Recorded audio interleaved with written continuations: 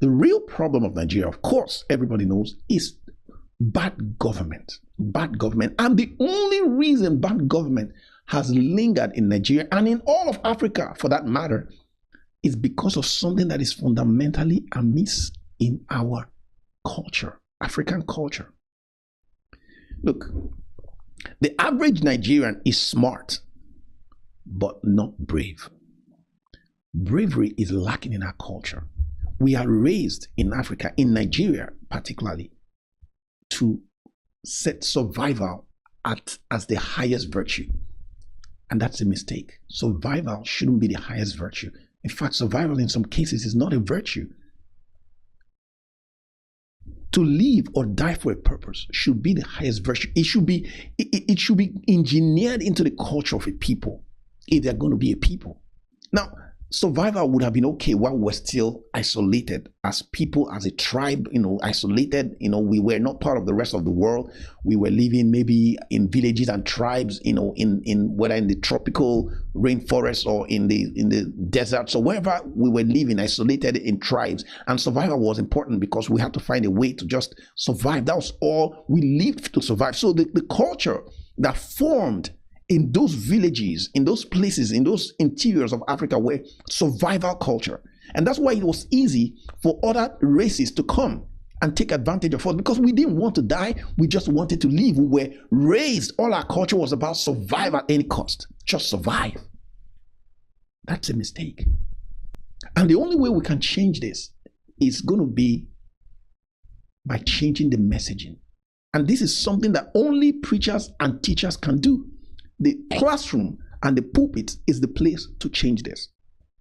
That's the only place to change this. There is no government that can change it. There's no foreign aid that can change it. There's no bomb that can change it. Trump cannot change it. Africa's leaders will continue to be the way they are because they are not afraid of the people. They know that if the people gather and say, we want to protest, we want to end SARS or whatever it is, just kill one or two of them and that's the end. They know. They know that these people want to survive at any cost. Like, they know that they can take everything from them. Don't give them light. Don't give them electricity. Don't give them water. Don't give them roads. Don't give them food. Don't do anything from them. In fact, harass them on the streets. Take what belongs to them. Demolish their properties. Take their money. Still tax them. You as a government, you don't need to provide any amenity or infrastructure, but you have to come back and still ask them to pay tax for doing nothing for them as a government. And you know they can't do anything about it because you know that these people are fundamentally survive. They have been wired to survive. Like if you put them in the worst condition ever, they will survive because they've been wired to be that way. Like if it's too bad and there's no other way, they will pack themselves together, get their families, and go to another country just to survive. That needs to change. We need to start having this conversation, changing our mind and teaching ourselves again, teaching our children that what's important is not survival, because survival is such a fool's errand. Do you know survival means trying not to die? And the foolish thing is, at the end, you still die. So survival is such a mirage. Survival is, I don't want to die. Do you know there's really no difference between dying at 30 and dying at 70 if you're not living for any purpose. Purpose is what's important. That's why Jesus died at 30 or 33. It didn't matter how most of the disciples of Jesus and some of the people who changed the course of history didn't live too long. It's not how long, it's what did you do with that life? That's the mindset we must have. We must strive to want to be heroes. We must strive to want, the Bible said that a good name is better than riches. We must strive for that. We must strive to want to be ready to lay down our lives for the things we believe in. Look, the only way a country works is that the government is afraid of its people. That's the only way a government works. We must understand that living for something or dying for something is the highest virtue. It's what we should strive for as a people. As a person, that should be your highest drive in life. Should be, I lived for a purpose, or I died for a purpose. I gave myself for a purpose. I sacrificed my life for a purpose. That should be our dream and our desire as a people. That's the only way Africa can free itself from the shackles of slavery. Because Africa is still in slavery. Yes, the slave masters, the colonial slave masters left, but new slave masters took over. That's the ruling elite in Africa. And it will continue because there's a fundamental weakness in our culture. Most of them have investments outside of Nigeria. They don't care. Their kids are schooling in schools outside of Nigeria. Their houses are outside of Nigeria. When they need healthcare, they go outside. That's why they don't care to bring it in. And they know that the average Nigerian just complains about it, talks about it, because we're really smart. We're really, really smart. We talk about it. We discuss about it. We explain it. We're able to talk about it. But the only thing we're not able to do is to do something about it because we're not brave. We were not raised to be brave. And that should change. If you remove Tinubu and bring in another person, it's going to still be about the same thing. There is really no incentive. People do what they do because they're incentivized to do it. That's how humans are.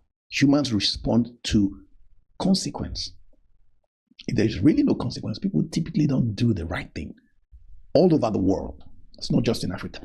The only reason I don't want to drive past, I don't want to run a red light is because there's a possibility that there will be a consequence.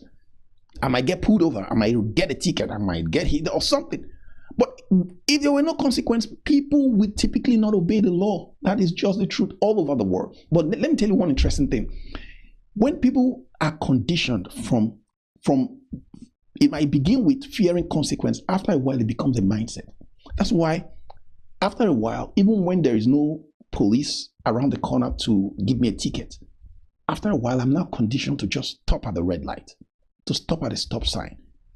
Because consequence eventually creates conditioning. And that's how leadership, that's how countries and nations are formed. After a while, when a government understands that there's a consequence to neglecting your duties as a government to your people, there's major consequence. After a while, even when there's no consequence, it has now become a thing. Let's just do it, guys. Let's not just hope that Trump will come and drop a bomb or do something or put a sanction and then things will change. Things are not about to change. Not in Nigeria, not anywhere in Africa, until Africans are ready. Like, think about it. Just think about it. Like, you're celebrating that Trump says he might send their sons from America to come and die for you in your country to win freedom for you. Think about it. How stupid it sounds. How about your own sons? So they have to send their sons from the United States to Africa to die, to give you freedom, while your own sons are there. No, should not be the case.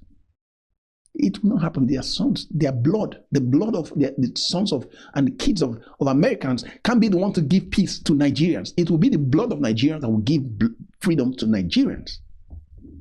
So that's why I told you that there is nothing Trump can do. Thank God that Trump is doing something, but I'm trying to tell you that it's not going to solve it. This is what's going to solve it. We need a change in mindset. And to get that change in mindset, we need to begin to talk about it in our gatherings, from our pulpits, in our classrooms. We need to start consciously, practically, craft it. We need to begin to re-engineer. Thank God the problem we have in Africa is cultural. And when something is cultural, I'm glad that it's not genetic. It's cultural. When it's cultural, it means it can be re-engineered. Any culture can be changed, can be manipulated, can be realigned.